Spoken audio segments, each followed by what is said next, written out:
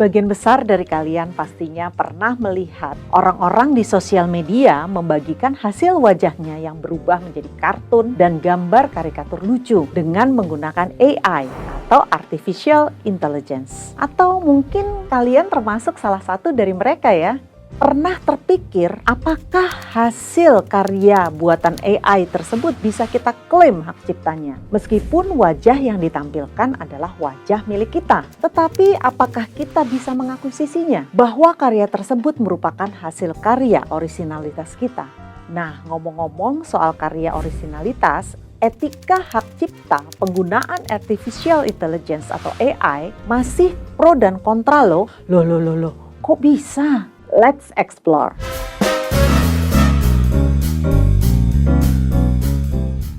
Ternyata AI ini tidak serta-merta muncul dan langsung viral loh.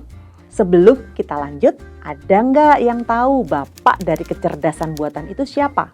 Yap, Alan Turing. Ia dikenal sebagai bapak kecerdasan buatan pada Perang Dunia Kedua. Namun, seiring tutup usianya, kecerdasan buatan Turing pun redup dan dipopulerkan kembali oleh McCarthy pada tahun 1956 di Dartmouth College di Hanover, Amerika Serikat. Nah, pembahasan kita kali ini seperti yang sudah disinggung di awal sebelumnya mengenai seni kecerdasan buatan yang sedang ramai diperbincangkan. Ternyata Artificial Intelligence Art sudah ada pada pertengahan hingga akhir abad 20 loh. Pada masa itu, seniman dan peneliti menggunakan kecerdasan buatan untuk karya seni seperti seni algoritmik, seni komputer, seni digital, atau media baru. Wah, emang pada dasarnya seniman itu sendiri memanfaatkan kecerdasan buatan AI sebagai alat bantunya. Terdapat banyak sekali aplikasi image generator untuk menghasilkan seni visual seperti Bing, Midjourney, Leonardo AI, Stable Diffusion, dan lain-lain. Dari berbagai jenis kecerdasan buatan di atas, Ian Goodfellow bersama teman-temannya mengembangkan Generative Adversarial Network atau GAN, seperti jaringan syaraf dalam yang mampu meniru dan menganalisis hanya dengan kumpulan data dari beberapa contoh gambar. Nah, sistem generatif inilah yang kemudian dikembangkan oleh perusahaan-perusahaan global dalam membuat AI art aplikasi yang bisa mengubah foto menjadi layaknya sebuah hasil karya seni dengan gaya lukisan terkenal. Wah, inilah kenapa sampai saat ini seni kecerdasan buatan banyak menimbulkan kontroversi terkait hak cipta, penipuan, dan dampaknya pada seniman tradisional yang berpengaruh terhadap pendapatannya. Ternyata kemunculan AI ini tidak semudah kita menggunakannya ya guys.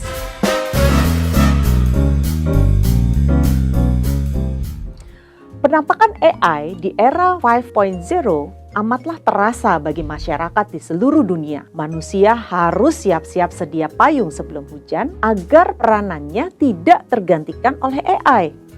Salah satu bidang yang sangat berpengaruh adalah seni.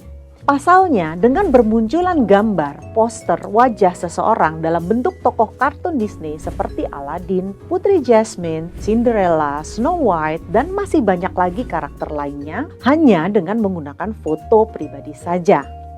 Akhir-akhir ini di Indonesia dihebohkan dengan kampanye pemilihan presiden dan wakil presiden serta calon legislatif 2024 yang menggunakan AI sebagai media promosi mereka. Kalau dilihat-lihat, lucu juga ya, dan cukup menarik perhatian.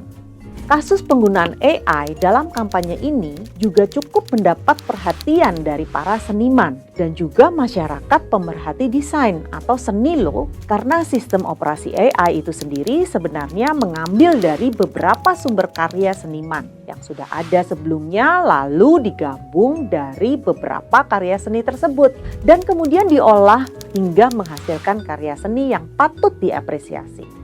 Tidak hanya itu, karena dirasa penggunaan AI ini sama dengan mencuri karya seniman dan membuat berkurangnya pekerjaan seseorang seniman kreatif. Lantas, bagaimana pro dan kontra seniman terkait karya seni yang diciptakan oleh AI dan bagaimana terkait dengan etika dan hak ciptanya?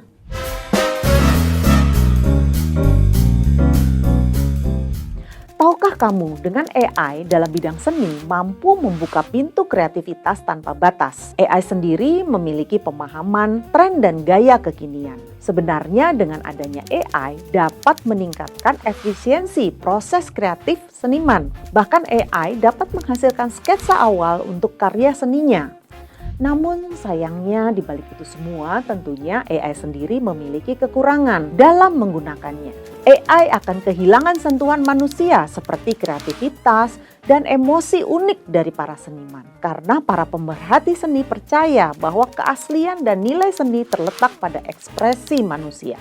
Selain itu juga penggunaan AI dalam seni berpotensi menggantikan pekerjaan manusia dan juga beresiko terhadap keamanan dan privasi. Menurut Ario Anindito, komikus khususnya komik-komik Marvel mengatakan yang salah dari AI adalah ketika mengambil style-style yang sudah ada tanpa izin dan dipakai untuk gaya AI itu sendiri, sehingga merugikan para seniman tradisional karena menurutnya AI akan merenggut sumber kehidupan mereka dan membuat konsep art menjadi sangat murah.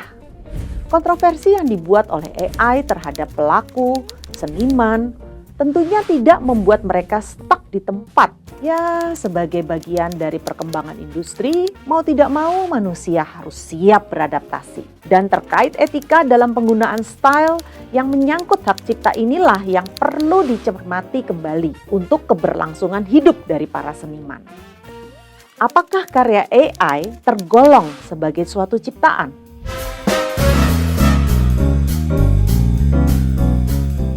Secara teknis, AI merupakan teknologi yang tidak memiliki copyright.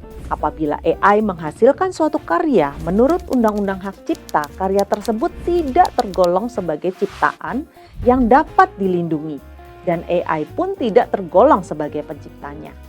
Dalam teori hak cipta diperlukan dua syarat, yaitu yang pertama orisinalitas dan yang kedua fiksasi. Namun berdasarkan Undang-Undang Hak Cipta yang berlaku saat ini belum bisa mengakomodir dari karya-karya yang dihasilkan AI.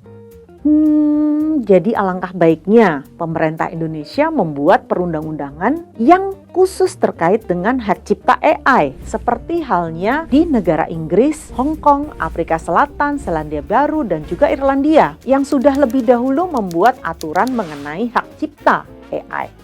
Nah, setelah mendengar paparan tadi, bagaimana perasaan kalian? Kalian akan merasa lebih khawatir karya-karya kalian akan begitu saja diakuisisi oleh AI? Ataukah kalian akan lebih bersemangat karena semua hal-hal yang berkaitan dengan kreativitas manusia yang tanpa batas itu tidak bisa dan yakin tidak akan pernah bisa digantikan oleh teknologi secanggih apapun? Kita sebagai makhluk sempurna tentunya kita memiliki kelebihan yang diberikan oleh Tuhan, dan itu kita harus selalu yakini dan kita tidak pernah dan tidak usah takut untuk terus berkarya melebihi dari mesin-mesin yang diciptakan oleh manusia. Sampai jumpa dalam video-video selanjutnya dengan saya Irma Devita. Salam.